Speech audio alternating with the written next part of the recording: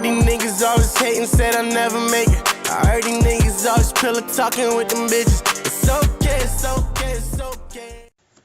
Hello, welcome everyone. Second week in a row of the Commish is speaking, which I'm pretty excited about.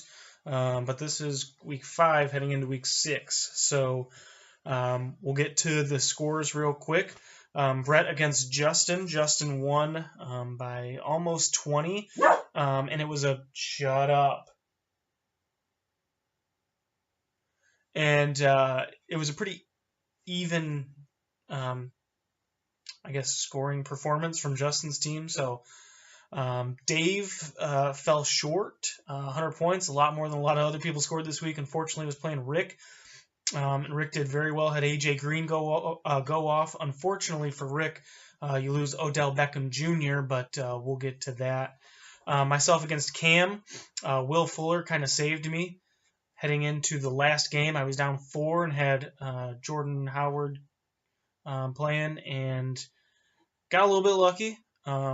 He only got about 7, so still the luck still rolls on. I feel a little bit bad, but last year I think I was one of the highest scorers, but I was 0-4 to start the year, so I don't know, maybe this fantasy football god's kind of giving me a little bit of payback from last year. Nate, highest scorer of the week, I believe for the second time, yeah. And I believe Nate is the overall highest scorer right now in the league. He really had both of his running backs, Leonard Fournette and Melvin Gordon, go off.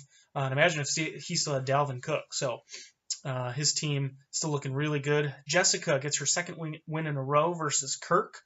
And Dak was really, really huge for Jessica. He seems to be kind of turning a new leaf and starting to play better. And Micah against Tyler. Micah takes home the victory. Big performance out of DeAndre Hopkins. So kudos to everyone that won there. If you want to do a quick look at the standings, if playoffs were to start today, somehow, some way, I would be at the top against Brett, who would be at the 8th seed. And last time I beat Brett by 0.1 points, so that was fun. In the 4 slot would be Micah, and he would be playing Cam in the 5th slot. Nate would be the 2nd seed versus Jessica, who currently would be 7th. And Rick would be the 3rd seed playing Justin, the 6th seed. Tyler would finish 9th, which would give him the 1st overall pick. Kirk would be finishing 10th, Dave 11th, and Tony 12th. So we'll get to some of the trades. I think I already went over the ones from last week with Mike Evans and Zach Ertz. So this week, I just processed these, so you all probably got about 5 emails in a row, so sorry about that. Want to get them done before the vid, though. So I traded Aaron Jones to Dave for Tyrod Taylor. Now, Tyrod was who I traded to Dave in combination with picks for Zach Ertz. Tyrod was just the guy that I needed to drop. I wouldn't probably have dropped him when I was trading for Zach Ertz, but I had so many guys on bye week, I just couldn't afford to hang on to someone that I wasn't starting that week. So looking to get him back, I was actually fielding some other offers. I appreciate everyone who was talking to me about potentially getting a quarterback from them. Just none of the offers really stuck out to me. I think they were all probably fair, but for what I was going to have to give up, just wasn't quite there for me. So Dave gets in return Aaron Jones. Dave wasn't starting Tyrod anyways. I believe he has Phillip Rivers as his backup already, so he had 3 quarterbacks, so he wasn't starting Tyrod anyways. And in getting Aaron Jones for Dave, 1, he gets a Packer, which he likes, but also Aaron Jones is a guy that's probably going to get you maybe 2 or 3 points if Ty Montgomery is playing, but if Ty Montgomery isn't playing, then he's going to get a lot of points, as we saw the last couple of weeks. And I do think even if Ty Montgomery comes back, that a re-injury is possible. Personally, I just don't think Ty Montgomery is built to be an every down back. Aaron Jones is, so I think it's a win-win. At the very least, Dave just swapped out guys on his bench. And then a really big trade. A lot of people, I like the GIF that Micah sent when Rick asked about Odell. I love this trade. Kirk trades away Adam Thielen, Chris Thompson, and a 4th round and in return from Rick gets Odell Beckham Jr., Jamal Charles in an 8th round. I don't think Jamal Charles is a bad guy to store on your bench. For Rick, you get Adam Thielen, Chris Thompson, 2 guys that you could play if you need to. Kirk, you get a keeper for next year. You get a little bit back with the 8th round. The reason I really like this is Rick is in kind of a buy mode where he's playing to win this year. He has a pretty good team. Obviously, Odell being hurt kills him.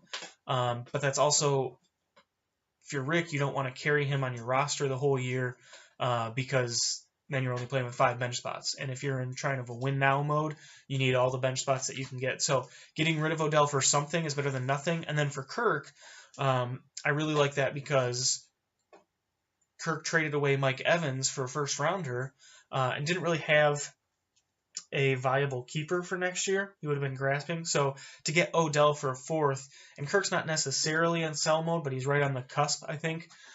He's one of those guys that, technically outside of the playoffs, if they were to start today, so he could go either way with it. But to have Odell as a keeper for next year, I think is a really good option for someone that. So that's kind of where I'm thinking about those. The week is still young. I'm just getting to this on a Tuesday, which is pretty crazy. Yeah, I guess let's look at the matchups that we have this week. We got Brett against Micah. Micah is averaging 112.5 points. Brett a little bit cooled down now that Kareem Hunt isn't scoring about 800 points per week. So Brett only averaging 105. I haven't looked at buys or anything like that, but I'll go with Micah on this one. You got Dave against Tony. They're both winless. Yep, they're both winless. I'm gonna go with Dave. He's still averaging 93 points, which is actually more than me, which is crazy. I'm gonna go with Dave. I think Tony's team. I think Stafford will turn it around a little bit, but I think he's going to need 1 or 2 other guys to start coming through. Myself against Jessica. Didn't know that was this week. I'm going to say I actually think Jessica might win this one. I hope she has some guys that can really go off. Antonio Brown, but if I have Big Ben, then that cancels that out. But there's no way I keep going with this undefeated record, averaging only 92.5 points. So I think Jessica will snap that streak. Cam against Nate. The second battle of people under one household. They live together. It's not a gay thing. Yeah, it might be a gay thing. Cam against Nate. I think Nate's team is just on fire again. I didn't look at bye weeks or anything like that. But Cam, you just got beat by someone that scored, what did I score? 77.7 points. Nate's coming off of one of the highest weeks that we've had this year. So I'm going to go with Nate. Rick against Justin. That's another good matchup. I'm going to go with Rick. I think his team is doing something special right now. And then Kirk versus Tyler. I'll go with the Art of the Kneel. I'll go with Tyler on that one. So good luck to everyone this week except for Jessica. We'll catch you all next week. Catch you on the flip flop. It's okay, I get 30K just to hit the stage. Sip rosé, hit my Michael J. In my Michael J.